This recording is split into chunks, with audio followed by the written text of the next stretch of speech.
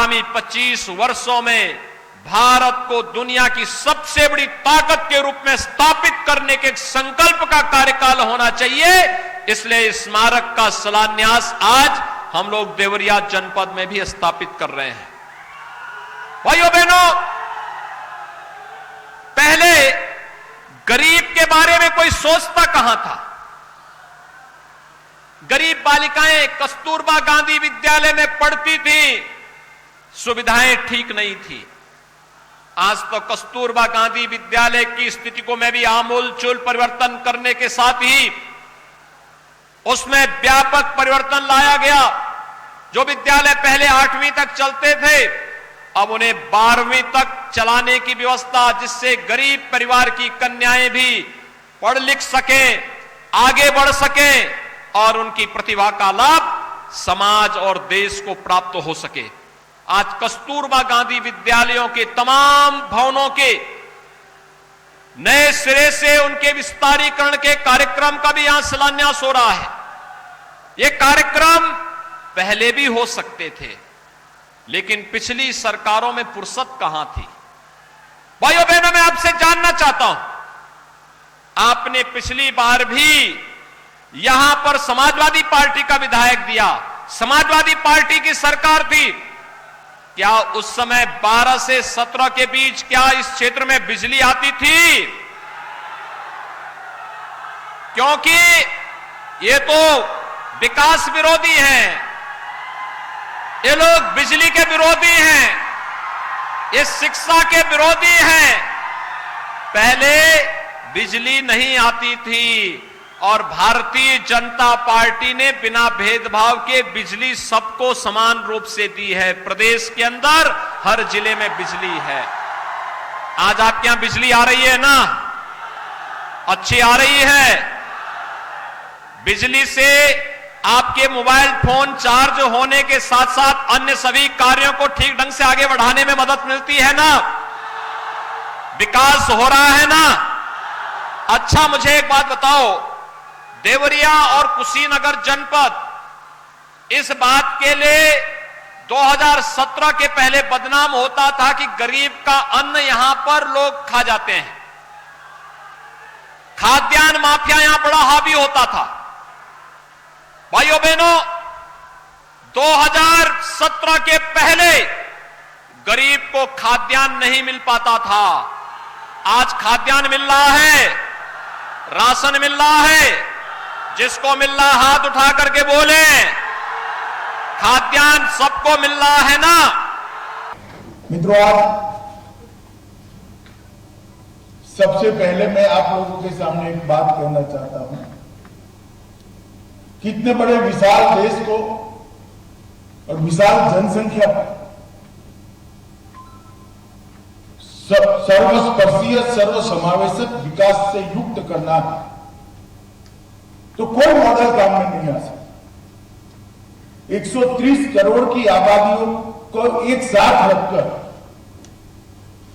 सब तक विकास पहुंचाना और विकास की प्रक्रिया में सबको हिस्सेदार बनाना, ये बड़ा कठिन काम है। दुनिया भर में अर्थतंत्र के कई मॉडल खड़े हुए हैं, मगर ये कोई 2 करोड़ की आबादी के लिए तो ठीक हो सकता है, कोई 10 करोड़ की आबादी वाले देश के लिए ठीक हो सकता है। अमेरिका जैसा देश जिसकी आबादी 20 करोड़ से शायद ज्यादा होगी, तो सिर्फ उत्तर प्रदेश की आबादी 22 करोड़ है। इस देश की जो रिक्वायरमेंट है, इसमें आर्थिक मॉडल कौन सा फिट होगा, ये बहुत बड़ा विषय है और इस पर कई सारे पंडित विफल भी हुए। मगर देश के प्रधानमंत्री ने 75 साल के बाद, अनेक लोगों के शासन करने के बाद, उन्होंने मॉडल को जब गुजरात के मुख्यमंत्री थे तभी परख लिया था कि इतने बड़े 130 करोड़ की आबादी के देश को सर्वस्पर्शीय सर्वसमावेशक विकास का कोई आर्थिक मॉडल हो सकता है तो केवल और केवल सहकारिता हो सकती है। और इसी के कारण मोदी जी ने भारत सरकार में सहकारिता विभाग शुरू किया है और अब सहकारिता के माध्यम से देश के करोड़ों कृषि और उसी के साथ जुड़ी हुई सेवाओं के साथ जुड़े हुए हमारे भाइयों बहनों तक आर्थिक लाभ और अर्थतंत्र को पहुंचाने का काम सहकारिता के माध्यम से शुरू। सहकारिता कोई नया विचार नहीं, हमारे देश में भी इस विचार को 110 साल हो गए। अमूल की ही बात करिए, अमूल अपना 75वां साल मना रहा है। सरदार पटेल और त्रिभुवन दास ने इसकी कल्पना की, किसी के शोषण के खिलाफ आवाज उठाने के लिए, और देखते देखते देखते 21 गांवों से शुरू हुआ, 2 तहसील से शुरू हुआ ये दूध का आंदोलन आज 36 लाख परिवारों तक पहुंचा। क्योंकि बहुत कठिन था आप सबके बीच में आना, क्योंकि प्रोटोकॉल होता है माननीय राष्ट्रपति जी का कि जब राष्ट्रपति किसी भी प्रदेश में होते हैं तो वहां के राज्यपाल को और मुख्यमंत्री को वहीं रहना पड़ता है उनके साथ। मैंने उनको आग्रह किया, मैंने उनको बताया कि इस प्रकार से आज हमारे यहाँ पर भारत माँ के सच्चे सपूत गजेंद्र सिंह बिष्ट जी की आज पुण्यतिथि है और वहां पर कार्यक्रम हो रहा है, मैं वहां जाना चाहता हूं। तो मैं राष्ट्रपति जी का भी धन्यवाद करता हूं, उन्होंने मुझे कहा आप जाइए, आप निश्चित रूप से जाइए। देखिए कोई भी देश जो हमारे सैनिकों की वीरता होती है, वीरों की वीरता होती है, उसी के कारण से उस देश का नाम जाना जाता है और नेतृत्व के कारण से भी जाना जाता है। जब से देश के अंदर हमारे देश के यशस्वी प्रधानमंत्री नरेंद्र मोदी जी ने काम करना शुरू किया, सैनिकों का हर संभव मान सम्मान बढ़ाने का काम, उनके मनोबल को बढ़ाने का काम, जो सेना के लोगों को पहले जो सीमाओं में 24 घंटे देश की सुरक्षा के लिए काम करते थे, तो सैनिक होंगे हमारे सब जानते हैं। पहले क्या होता था कि अगर कोई हमला होता था, कोई गोली आती थी, तो उनको पूछना पड़ता था, कंपनी कमांडर पूछता था ब्रिगेड से, ब्रिगेड वाले पूछते थे डिग वालों से, डिग वाले पूछते थे कमांड में जाकर, तो सब ऐसे होता था। और कमांड वाले जाकर पूछते थे मंत्रालय से कि अब गोली आ गई है, हमला हो गया है, अब क्या करना है साहब, और उसमें कई दिन बीत जाते थे, जवाब नहीं आता था। तब तक जो है हमारे कितने ही सैनिक शहीद हो जाते थे, कुर्बान हो जाते थे, लेकिन उनका बदला नहीं लिया जाता। मोदी जी जब देश के प्रधानमंत्री बने तो उन्होंने एक ऑर्डर पास किया कि अब अगर कोई गोली कहीं दुश्मन की आएगी, कोई आतंकवादी हमला होगा, कोई जिहादी हमला होगा, कोई अलगाववादी हमला होगा, कोई आतंकवादी हमला होगा, तो किसी से पूछने की जरूरत नहीं है, अब गोली का जवाब गोली से दिया जाएगा। मोदी जी के बनने के बाद आज मैं भी एक सैनिक का बेटा हूं, लगातार हम कोशिश कर रहे हैं कि हमारा प्रदेश आगे बढ़े, सैनिकों के क्षेत्र में सैनिकों को सुविधाएं मिले, उनकी आकांक्षाएं, उनकी आशाएं, उनका विश्वास जिन चीजों पर है उनको हम लगातार कोशिश कर रहे हैं, लगातार आगे बढ़े। हमने जो हमारी द्वितीय विश्वविद्यालय के वेटरन हैं, उनकी वीरांगनाएं हैं, उन सभी का जो 4,000 रुपए पहले वेतन पेंशन मिलता था उसको 10,000 रुपए। इसी प्रकार से हमारे जो बच्चे एनडीए और सीटीएस की परीक्षा के लिए तैयारी करेंगे, उनका अगर प्रारंभिक परीक्षा पास कर लेंगे तो उनको आगे की परीक्षा पास करने के लिए हमने उनको 50,000 रुपए की व्यवस्था करी है कि वो 50,000 रुपए सरकार करेगी। ऐसे बहुत सारे काम लगातार हम बढ़ा रहे हैं। अभी हमने जब से मैंने 4 जुलाई से काम करना प्रारंभ किया मुख्य सेवक के रूप में, 24,000 जो भर्तियां हैं, हमने कहा कि हम 24,000 जो सरकारी पद हमारे खाली हैं उन पदों को भरेंगे, और अभी तक 12,000 पर उस भर्ती की प्रक्रिया प्रारंभ होगी।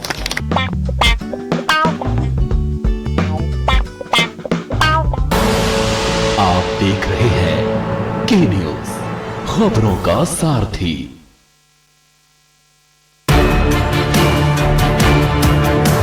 The Navy gives me purpose. The Navy gives me pride. The Navy gives me progress.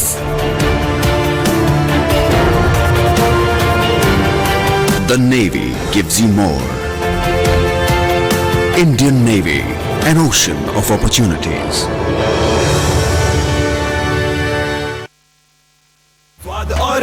में झूम के भाई लेके आए गोल्डी मसाले। गोल्डी मसाले, खुशबू और स्वाद ऐसा तो रिश्तों में गुस्सा कैसा। आप देख रहे हैं के न्यूज, खबरों का सारथी।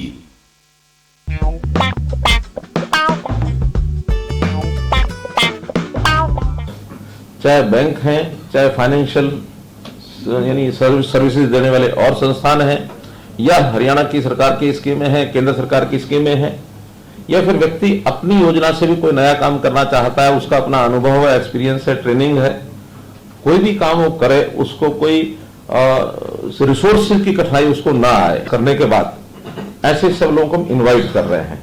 उनकी सूचियां बन चुकी हैं। लगभग 1 लाख तक के जो परिवार जिनकी आय कम है, उसमें हमारे पोर्टल के हिसाब से तो 3.25 लाख परिवार ऐसे हैं, लेकिन हम अभी 1.5 लाख परिवार उनमें से बुला करके और व्यक्तिगत उनका जानकारियां उनसे लेना, उनका इंटरव्यू लेना, कौन सी वो व्यवस्था का यानी योजना का लाभ उठाना चाहते हैं, कोई उनकी अपनी स्कीम है, तो पहले चरण में ये काम हमारा कल 29 तारीख से शुरू हो रहा है और 25 दिसंबर तक, जिसको हमने कहा है कि कौन सा दिवस, 25 सुशासन दिवस, 25 दिसंबर अटल जी का जन्मदिन होता है, सुशासन दिवस, उस दिन तक फील्ड में हर ब्लॉक लेवल पर कैंप्स लगेंगे और उन कैंप्स में उनको सबको सूचना देकर के बुलाया जाएगा। यहाँ कम्युनिकेशन सिस्टम से सीधी जानकारी भी उनको दी जाएगी और जिला स्तर पर या ब्लॉक स्तर पर जो नोडल अधिकारी हैं वो भी उनको जानकारी देंगे। एक स्थान पर सब लोग आएंगे प्रातःकाल 10 बजे से लेकर के सायंकाल 5 बजे तक, या जिन लोगों को बुलाया है उनके सबके जब तक इंटरव्यू नहीं होते तब तक वो कार्यक्रम चलेगा। पहले चरण में अभी 3 दिन के कार्यक्रम कुल 24 ब्लॉक्स में, ऐसा हमने एक शेड्यूल ये जारी किया है।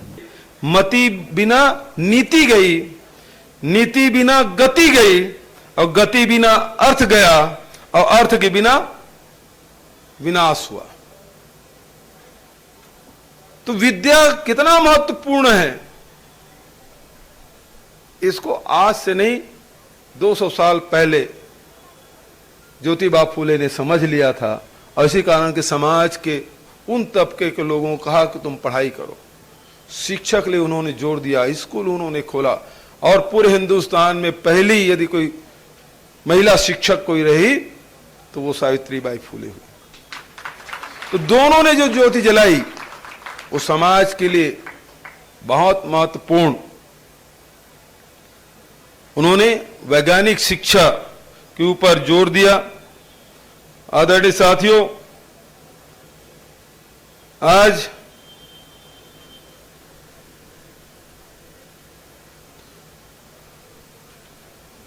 सत्य शोधक समाज को उन्होंने निर्माण किया। हम सत्य के प्रति आग्रही बने, सत्य का शोधन करें, सत्य को जानें, समझें, उसको स्वीकार करें, उसे धारण करें अपने जीवन में, तो सारे अंधकार, सारे अंधविश्वास अपने आप छट जाएंगे। ये ज्योतिबा फूले का एक तरफ हम देखते हैं ज्योतिबा फूले के सत्य शोधक समाज और दूसरे तरफ हम देखते हैं महात्मा गांधी के सत्य के प्रयोग, जिसके बारे में भाई साहब ने बहुत अच्छी बात कही। जो अंग्रेजों के षड्यंत्र को महात्मा फूले ने समझ लिया था और उसे लड़ने के लिए चेतावनी भी दी थी और उसके लिए शिक्षा का हथियार उन्होंने प्रयोग किया। वही काम कुटीर उद्योग के माध्यम से आजादी की लड़ाई तो लड़ते रहे, लेकिन आप 1924 के बाद का कार्यकाल देखें, महात्मा गांधी केवल कुटीर उद्योग पर जोर देते रहे कि हम आर्थिक रूप से संपन्न बने, तकली चलाएं, हाथ करघा चलाएं, और उस चरखा को हथियार उन्होंने बनाया। तो क्या हुआ? ये वो वर्ग है जो ज्योतिबा फूले ने जिनको पहचान दिलाई और उन्हीं वर्गों के लिए महात्मा गांधी काम किए। उन वर्ग के लिए जो जूता बनाते हैं, जो कपड़ा बुनते हैं, जो मैला ढोते हैं, उन सबको सम्मान देने का काम भी महात्मा गांधी ने किया। मतलब सीधा ज्योतिबा फूले और महात्मा गांधी सीधे सरल रेखा में जुड़ता हुआ दिखाई देता है।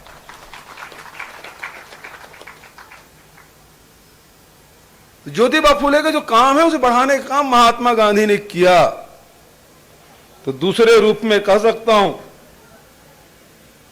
और जहां सामाजिक चेतना की बात है, इसी धरती में अम्बेडकर साहब हुए, जिस वर्ग के लिए लड़ाई लड़े और लड़ते लड़ते आज भारत के संविधान के निर्माता के रूप में जानते हैं। कल ही हम लोगों ने परसों ही हमने संविधान दिवस मनाया। वो संविधान जिसको हम सबको बराबरी का, समानता का अधिकार देता है, और वही संविधान आज खतरे में है।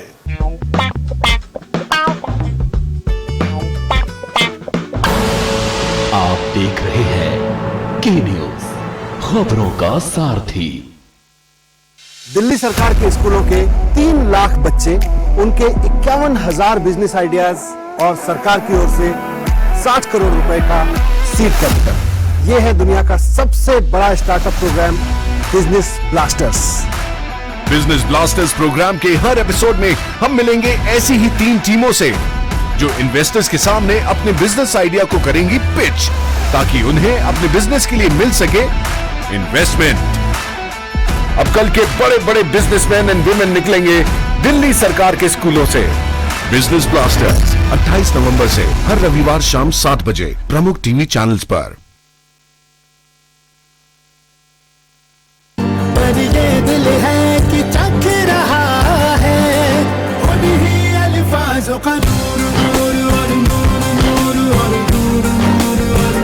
दूर कितना भी जाओ, इस जुबान से दूर ना जा पाओगे। रुमल बोलो जुबान केसरी। आप देख रहे हैं के न्यूज, खबरों का सारथी।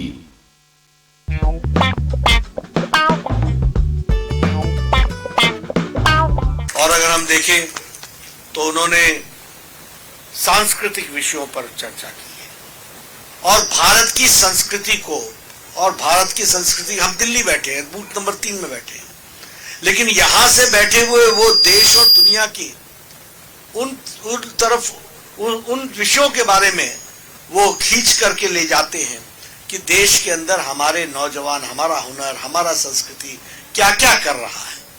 आज उन्होंने जोशी के बारे में बताया, उन्ना में वो किस तरीके से अपनी लेखनी से महान विभूतियों को पेंटिंग के माध्यम से, वो स्केच के माध्यम से वो उसको एक रूप देने का प्रयास कर रहे हैं। कैसे देश के कोने कोने में लोगों का एक्सपेरिमेंट है, इसके बारे में उन्होंने चर्चा की। तो अगर हम सांस्कृतिक विषय के बारे में, अब हमें नॉर्थ ईस्ट के बारे में कितनी जानकारी थी, लेकिन उन्होंने अपने मन की बात के माध्यम से 130 करोड़ जनता को नॉर्थ ईस्ट का कल्चर, वहाँ की संस्कृति, वहाँ का विचार, वहाँ की सोच, और वो हमारे देश का अभिन्न अंग 130 करोड़ देश, उनको भी लगा कि पहली बार कोई प्रधानमंत्री है जो हमारे जम्मू कश्मीर से लेकर केरल तक और कच्छ से लेकर कन्याकुमारी तक और उसी तरीके से कच्छ से लेकर के नॉर्थ ईस्ट तक सभी के संस्कृति के विषयों को देश के सामने लाने का काम कर रहे हैं। तो मोदी जी कर रहे हैं ये उन्होंने हमको त्योहारों के बारे में बताया। कहीं मकर संक्रांति मनाई जाती है, कहीं पोंगल मनाया जाता है, कहीं कुछ मनाया जाता है। तिथि एक होती है, तरीके अनेक होते हैं। ये कितना विविधता का देश है, फिर भी हमारा एक देश है। कहीं दही चूड़ा खाया जाता है, कहीं खिचड़ी खाई जाती है, कहीं फरी खाई जाती है, कहीं तिल का सेवन किया जाता है। दिन एक होता है और वो हमारी संस्कृति के अलग अलग रूप दिखाता है और हर प्रदेश में उसका एक नया नाम है। तो हमारे फेस्टिवल्स के बारे में उन्होंने चर्चा की, हमारे महापुरुषों के बारे में वो चर्चा करते हैं और समय समय पर याद दिलाते हैं। आज उन्होंने बाबा साहब अम्बेडकर के बारे में बताया। आज उन्होंने बताया कि 6 दिसंबर को और जिस तरीके से हम उनके तिथियों को मनाते हैं और उनका जो कंट्रीब्यूशन है। 2 दिन पहले उन्होंने 26 तारीख को 26 नवंबर को संविधान दिवस के पार्लियामेंट के माध्यम से उन्होंने कहा, तो देश के महापुरुषों के बारे में चर्चा करते हैं, इन्वायरमेंट के बारे में चर्चा करते हैं और क्लाइमेट चेंज के बारे में चर्चा करते हैं। अभी अभी जो ग्लासगो में जो सम्मेलन हुआ है एनवायरनमेंट को लेकर के, उसमें भारत का कमिटमेंट जिस ताकत के साथ उन्होंने रखा है और जिन बातों को उन्होंने रखा है वह भी हम सबके सामने उजागर होता है। तो क्लाइमेट चेंज हो गया, एनवायरनमेंट हो गया, इसके बारे में महिला सशक्तिकरण के बारे में उन्होंने चर्चा की है। महिला सशक्तिकरण की दृष्टि से क्या क्या काम हो रहा है, सेल्फ हेल्प ग्रुप में क्या लोग कर रहे हैं, कैसे कैसे खड़े हो रहे हैं, गांव की अनपढ़ महिला किस तरीके से सरकार की सुविधाओं को लेकर के अपना परिवार नहीं अपने गांव के महिलाओं के माध्यम से उनके आर्थिक जीवन को कैसे विकसित किया जा रहा है, इस पर वो चर्चा करते हैं। और ये सब गैर राजनीतिक विषय हैं जो समाज और देश को एकत्र करने में और उसको आगे बढ़ाने में काम करते हैं। अभी उन्होंने आज स्वास्थ्य की चर्चा की, आयुष्मान भारत की चर्चा की। उन्होंने दिखाया कि किस तरीके से हार्ट की सर्जरी के लिए जो 3 लाख 4 लाख रुपए मांगते थे, वो भारत सरकार ने उसको देकर के एक नया जीवन दिया। कभी सोच नहीं सकता था, वो कल्पना नहीं कर सकता था। उन्होंने बहन के बारे में बताया कि 16 साल से खाट पर पड़ी हुई थी, वो आज चलती फिरती हैं, देश का काम करती हैं, उम्र 45 साल थी। वो कभी सोच नहीं सकती थी कि 3 हमारे विपक्ष के लोग मजाक उड़ाते रहे, ये थाली बजाना, ताली बजाना, दिया जलाना, ये दिया जलाना, थाली बजाना, ताली बजाना नहीं था। ये 130 करोड़ देश का स्व जगाने के साथ साथ उनका मोराल बनाए रखना, यह इसका संदेश था। तो ऐसी बहुत से योजन प्रयोजन को उन्होंने चर्चा की है। फिर उन्होंने भारत के सामर्थ्य के बारे में चर्चा की है, भारत की कैपेबिलिटीज के बारे में चर्चा की है, क्या कैसे कैसे हमारे सामर्थ्यवान लोग हैं। आज उन्होंने एक नौजवान के बारे में बताया कि स्टार्टअप इंडिया के माध्यम से मोटरसाइकिल में उसने वो छात्र ने मोटरसाइकिल में अपना कार्बन कम हो और उसकी एफिशिएंसी बढ़े, इसका एक्सपेरिमेंट किया और भारत सरकार ने आगे चल करके 96 लाख रुपए का उसको मदद दी। स्टार्टअप शुरू हुआ और वो बड़े पैमाने पर इस काम को कर रहा है। ये भारत के हुनर और कैपेबिलिटी के बारे में चर्चा करता है।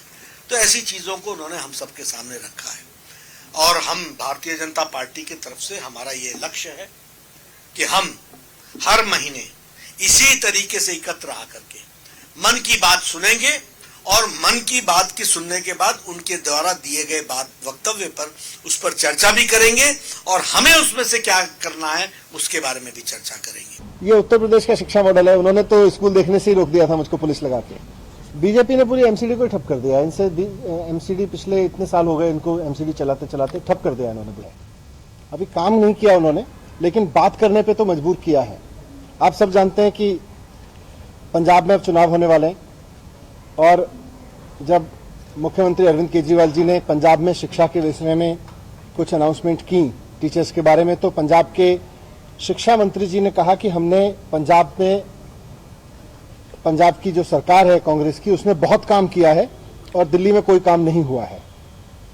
तो उसके बाद हमने उनसे कहा कि आप कुछ हमारे स्कूल देख लीजिए और हम आपके कुछ स्कूल देख लेते हैं और दोनों में मीडिया को लेके चलते हैं और वहां पे फिर देख के डिबेट करते हैं आपके स्कूल के काम पर और दिल्ली सरकार के स्कूल के काम पर। पंजाब में पिछले 5 साल में सरकारी स्कूलों में जो इंप्रूवमेंट हुए उस पर बहस हो जाए, दिल्ली में पिछले 5 साल में सरकारी स्कूलों में जो इंप्रूवमेंट हुए उस पर बहस हो जाए। उसके रिएक्शन में पंजाब के शिक्षा मंत्री जी ने कहा कि हम कुछ स्कूल नहीं, 10-12 स्कूल नहीं, हम 250 स्कूल देखना चाहेंगे। तो मुझे बहुत खुशी है कि वो 250 स्कूल देखना चाहते थे। आज मैं दिल्ली सरकार के 250 स्कूलों की लिस्ट जारी कर रहा हूं। वैसे तो दिल्ली सरकार के सारे स्कूलों में खूब काम हुआ है, शिक्षा सुधार पे खूब काम हुआ है, बिल्डिंग पे खूब काम हुआ है, इंफ्रास्ट्रक्चर पे, फैसिलिटीज पे, सरकारी स्कूलों में टीचर्स की ट्रेनिंग पे खूब काम हुआ है, वहां के रिजल्ट्स खूब इंप्रूव हुए हैं। हमारे स्कूलों के बच्चे IIT JEE में गए हैं, तो 1000 स्कूल हैं, 1000 से ज्यादा, सब स्कूलों में बहुत शानदार आउटकम है और हम तो किन्हीं भी 250 पे बात कर सकते हैं, किसी भी 250 पे बात कर सकते हैं। लेकिन फिर भी क्योंकि पंजाब के शिक्षा मंत्री जी प्रगट सिंह जी 250 स्कूल की लिस्ट मांग रहे थे, तो मैंने दिल्ली सरकार के ऐसे 250 स्कूलों की एक लिस्ट दी है जिसमें पिछले 5 साल में खूब इंप्रूवमेंट हुए हैं। ये सारे के सारे स्कूल 12वीं क्लास तक के स्कूल हैं। इन सारे स्कूलों में इंफ्रास्ट्रक्चर पे काम हुआ है। इन सारे स्कूलों के रिजल्ट्स बहुत सुधरे हैं। इन सारे स्कूलों में जहां 80% तक रिजल्ट आते थे, अब 100% तक रिजल्ट आने लगे, 99-100% तक रिजल्ट आने लगे हैं। यहाँ के टीचर्स की देश विदेश में ट्रेनिंग हुई है, IIM में ट्रेनिंग हुई है, यहाँ के प्रिंसिपल्स की देश विदेश में ट्रेनिंग हुई है। हमारे बच्चे अब इंटरनेशनल लेवल पे कॉम्पीट करने लगे हैं। तो ये कुछ आउटकम्स हैं।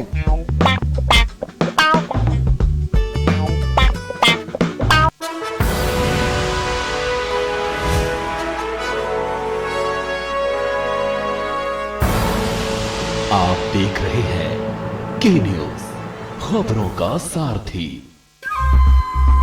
सुपुत्र मेडिटेशन गुरु बेहद नेक और पिताश्री थोड़े रंगीले, थोड़े दिल फेंक। दोनों के अलग हैं रंग, पर दोनों का एक अनोखा स्वाद। कमला पसंद, अनोखा स्वाद।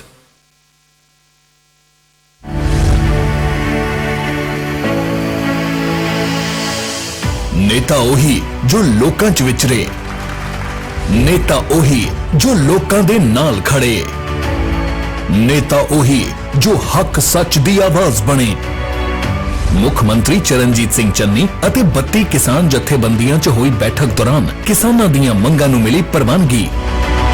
ਇਹ ਦੱਸਦੇ ਹੋਏ ਖੁਸ਼ੀ ਮਹਿਸੂਸ ਕਰ ਰਿਹਾ ਕਿ ਕਿਸਾਨ ਯੂਨੀਅਨਾਂ ਦੇ ਨਾਲ ਅੱਛੇ ਮਾਹੌਲ ਦੇ ਵਿੱਚ ਵਧੀਆ ਮੀਟਿੰਗ ਹੋਈ ਹੈ ਤੇ ਲਗਭਗ ਉਹਨਾਂ ਦੀਆਂ ਸਾਰੀਆਂ ਜੋ ਉਹਨਾਂ ਨੇ ਸਾਨੂੰ ਕਿਹਾ ਅਸੀਂ ਉਸ ਤੋਂ ਵੀ ਉੱਪਰ 2-4 ਹੋਰ ਮੰਗਾਂ ਜਿਹੜੀਆਂ ਬਾਅਦ ਵਿੱਚ ਵੀ ਉਹਨਾਂ ਨੇ ਦੱਸੀਆਂ ਉਹ ਸਰਕਾਰ ਨੇ ਮੰਨ ਲਈਆਂ। गन्ने दा रेट प्रति क्विंटल 360 रुपए किया गया। किसानां दियां रहिंदियां फसलां कुछ दिनां च चुक लईयां जाणगियां। किसान संघर्ष दौरान किसानां ते कीते परचे रद्द किए जाणगे। पराली नूं अग लाउण करके किसानां ते कीते परचे रद्द किए जाणगे, पर अगे तो अग लाउण ते लगियां पाबंदियां जारी रहणगियां। एपी स्कीम अधीन किसानां दे लगाए मीटरां दे आउंदे 37,000 रुपए दे बिल माफ किए जाणगे ते अगे तो कोई बिल नहीं आएगा। पंजाब सरकार हर हाल किसानां दे नाल। जुबान के लिए उड़ चला गैरों की ज़मीं पर, खुशबू अपनेपन की ढूंढता। दूर कितना भी जा, इस जुबान से दूर ना जा पाओगे। विमल, बोलो जुबान केसरी। भारत माता की, हमारे देश के वीर जवानों की जय हिंद। हमारे देश के महान सेनानियों और सैनिकों के अमर बलिदान और उनके समर्पण को प्रणाम करते हुए मुख्यमंत्री पुष्कर सिंह धामी जी ने इनके सम्मान में महत्वपूर्ण निर्णय लिए हैं। उत्तराखंड से द्वितीय विश्व युद्ध की वीरांगना एवं वेटरन की पेंशन को 8,000 रुपए से बढ़ाकर अब प्रतिमाह 10,000 रुपए कर दिया गया है।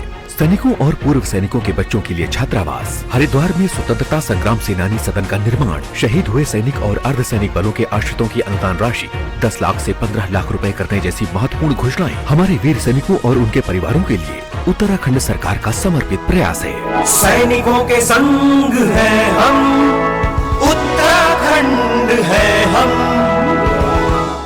स्वाद और खुशबू में झूम के भाई लेके आए गोल्डी मसाले। गोल्डी मसाले, खुशबू और स्वाद ऐसा तो रिश्तों में गुस्सा कैसा।